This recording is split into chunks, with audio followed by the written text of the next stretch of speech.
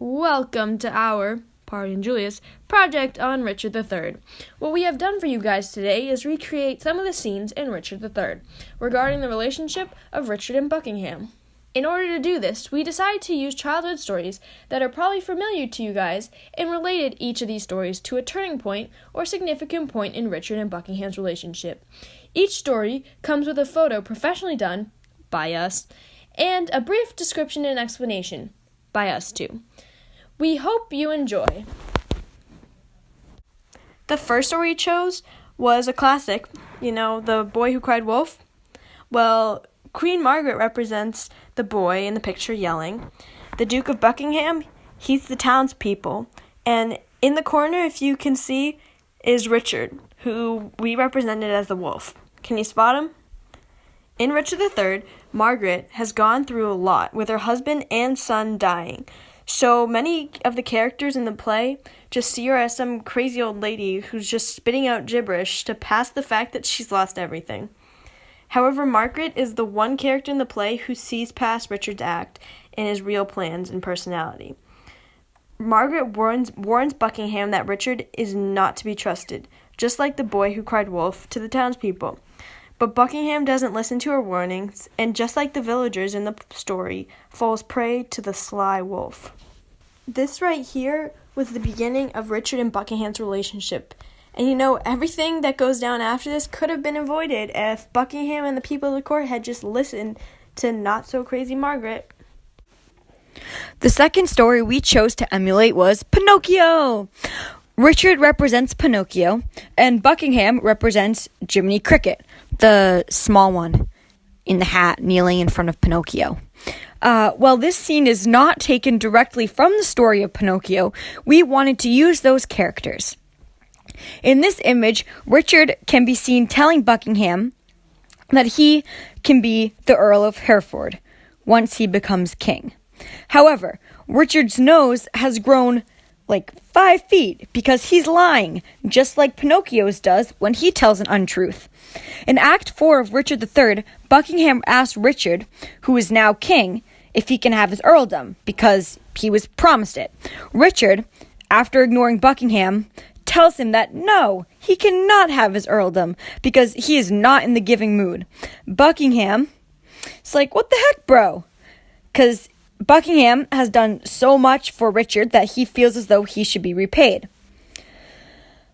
Buckingham is now scared because he's worried that Richard is angry at him for refusing to kill the princes in the tower, which we will talk about later, and that he's going to be put on the chopping block like everybody else. So Buckingham decides to flee to Brecknock while he still can and then find a way to fight back. Buckingham, who had once been Richard's right-hand man, has been betrayed. Hansel and Gretel, the beloved fairy tale about a witch who lures 2 innocent kids into her Candyland death trap, can surprisingly be compared to Richard III. In this photographic reconstruction, the witch can be seen trying to shove Hansel into the oven. The witch at first kindly asks Hansel to get in the oven. Hansel pretends not to hear her in order to buy time for himself and potentially plan his escape. The witch portrays Richard, and Hansel is representative of Buckingham. This image mirrors the scene in Act 4 of Richard III when Richard orders Buckingham to kill the young princes in the tower. Buckingham basically pretends like he doesn't know what Richard is insinuating. Eventually, Buckingham says that he needs time to think about Richard's brutal request. In this moment, the alliance between Buckingham and Richard collapses, and Buckingham is essentially stuffed in the oven. Richard says that he doesn't want perceptive people and people with morals working for him, because in the end, as Buckingham demonstrated, they are unwilling to take risks that they believe will hurt their character or moral standing. The third story we chose was The Emperor's New Clothes, which is a short fairy tale written by the well-known author Hans Christian Andersen. Although this story is very exaggerated and often hard to imagine, it has a greater message that we believed directly related to the characters in Richard III.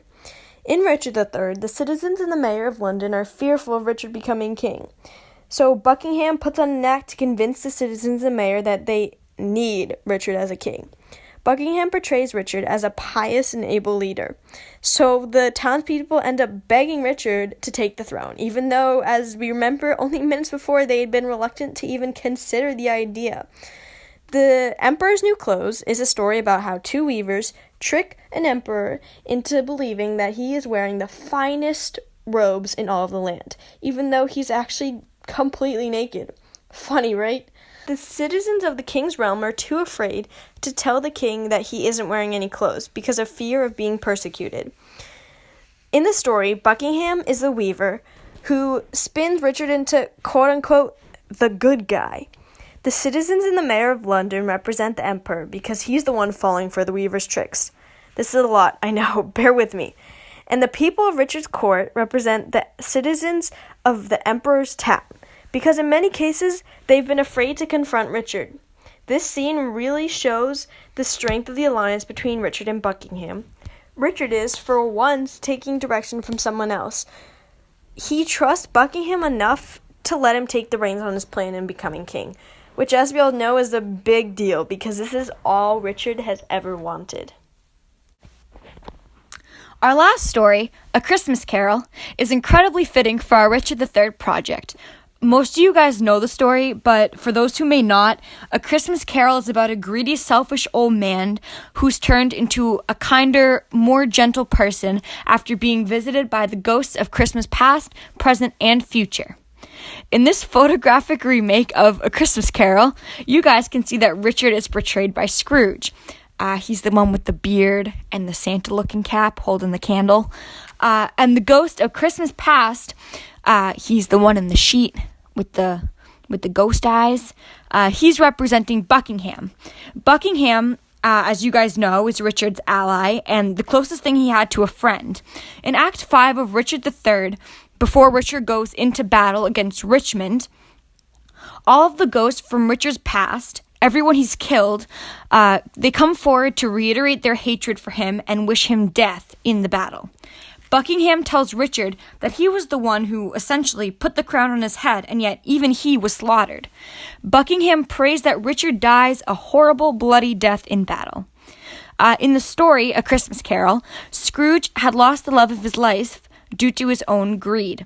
Richard, similarly, has indirectly killed off the one person who stood by him because of his desperate need to reach the throne. Thanks so much for listening to and viewing our presentation. We hope you found it interesting and informative. We thought the use of children's books as a means of conveying the relationship between these two intriguing characters was creative and relatable. Special thanks to Kieran, Will, and Beckett for helping us with the production of these photos. Hope you guys enjoyed!